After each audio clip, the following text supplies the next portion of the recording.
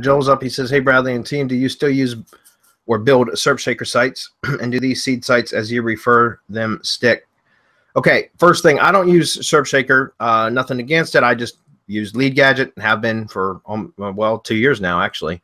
The ATM, and that's because I have access to it. So why would I use anything else, right?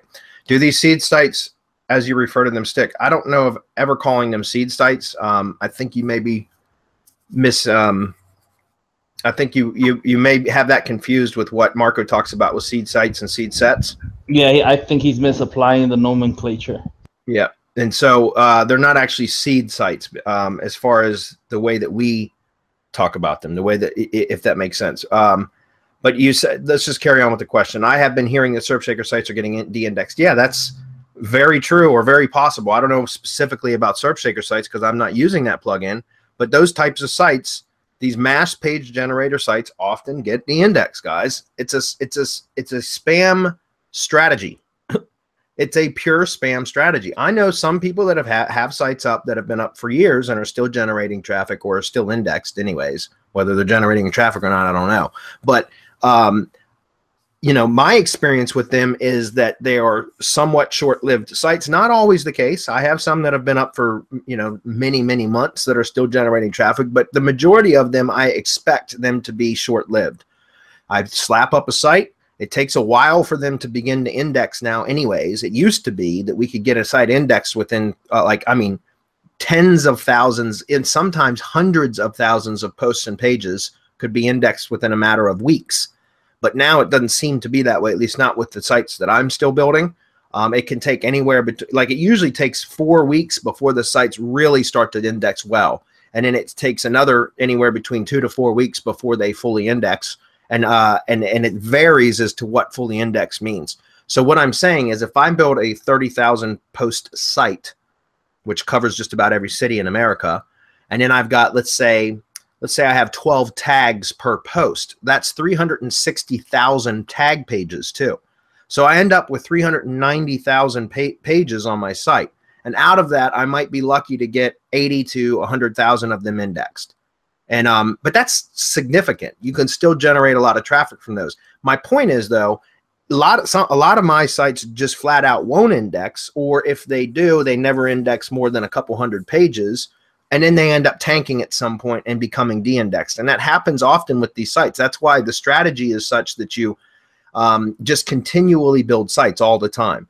And I know that some people have asked questions and many times about, well, I was thinking about backlinking my Serp Shaker site or my Lead Gadget site so that I could get it to perform better. And I always say the same thing. Don't waste your time. Because if at any time that site can be de-indexed or slapped or demoted, then all the off-page work that you do will be completely moot, will be useless. You will have wasted your time, energy, money, effort, all of that. And so a better strategy, in my opinion, is to build the sites and just continually build more and more sites. Keep going after the same keywords. The way that I like to do it is I like to throw, like, if I go after a particular vertical or set of keywords, build, 10, 15, 20 sites targeting variations of that keyword. Each site is basically built upon one or around one keyword or one focus keyword. And so I just build multiple sites. And if I find that I start getting good traction from, or good results from any one of those sites, then I can hone in or zero in on the keywords that I'm getting the traction and then duplicate and scale, using that keyword. So that I can get more and more traffic coming in. But that's typically the way that I do it. I don't spend any time on off-page stuff. I build the sites, try to get it indexed. As soon as I see that it's starting to index, I use a overlayer plugin to overlay a landing page on top of the entire site, so that no matter what post page, tag page, whatever somebody lands on, they're going to see my landing page that I want them to see. And that's how I do it. And I'm actually doing that for the masterclass right now. It's not a local case study. We're doing an affiliate case study in the diet supplement niche. And I'm freaking crushing it right now with building an email list using these type of sites. So hopefully that answers your question as far as, are they being de-indexed? Yes, that's the nature of the game. As far as other tools, I don't use any other tools other than the ATM for that. I know there are a bunch of them out there. Hernan can probably talk about a couple of them, but the only one that I use is Lead Gadget, so I can't really talk about any of the others.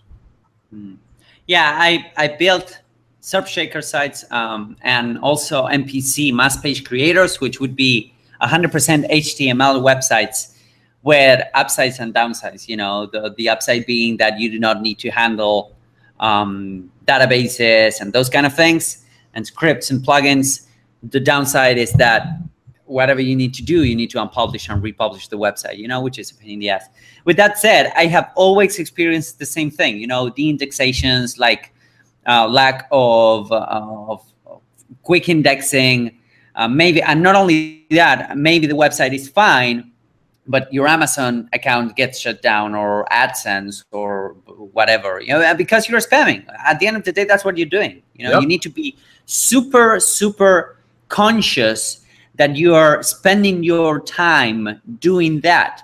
And, you know, even if it works, it's not sustainable. That's why I stopped doing it completely, because it was a lot of work. I made good money, but it wasn't sustainable. So we always need to be on top of things, you know, thinking of new ways of stopping stop the de-indexations, purchasing domains, etc., etc. So I decided to quit doing that and started investing the same amount of effort, the same amount of time, but in things that will last on time, you know, like, for example, building the Semantic Mastery brand, you know, bringing in more content, whatever there is, it doesn't matter, but it will be a much more sustainable approach at the end of the day. Don't get me wrong, there's a ton of people doing churn and burn, there's a ton of people still doing Serp Shaker websites with their own flavor, which still works, but, you know, at the end of the day, I wanted to invest my time in something more, like more on the long term, you know, like Semantic Mastery, for example.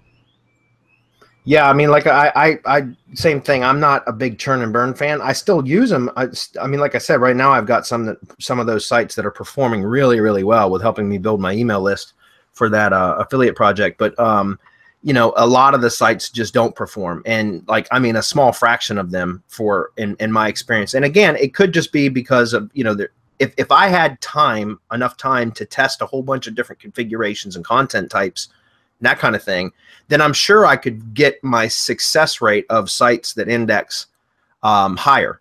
But I don't have the time to devote into doing, you know, testing a whole bunch of different configuration types for those mass page builds. So, you know, I try to slap them together as quickly as I can, or I have my VAs do it. And then, you know, some of them will stick, but it's a small percentage of them. Okay. But, you know, play with it. If that's a strategy you want to use, I know there's a lot of people crushing it. So what I always tell people is you need to know what you're getting into, right? Like we even though most of our stuff, what we teach, IFTTT, Masterclass, even though it now, I don't know, straddles the terms of service line where we're okay. Sometimes, you know, Google comes in and says, "Well, we no longer allow this to happen," and so you have to be aware how close you are to straddling the line, and when you're just totally against Google's terms of service. For example, even though RYS Academy and everything that we do in there is supposedly within the terms of service, Google says that it doesn't allow spam, right? There's no spamming, and that's all. It's all about spamming. That's what RYS Academy is. It's a whole course on how to spam Google with Google, which is okay for now, and it's been okay for well over a year now. How much longer will it remain? We don't know, but it's working right now, and so use it as a tool to draw traffic, to make money, but don't consider it something that's going to be around for 10, 15 years. It might, but we don't know what the internet's going to be like in 10, 15 years, right? Go there, use it, make money, see if it works for you. If it doesn't, move on to something else. But always have that one strategy that's going to keep making money for you regardless of the changes.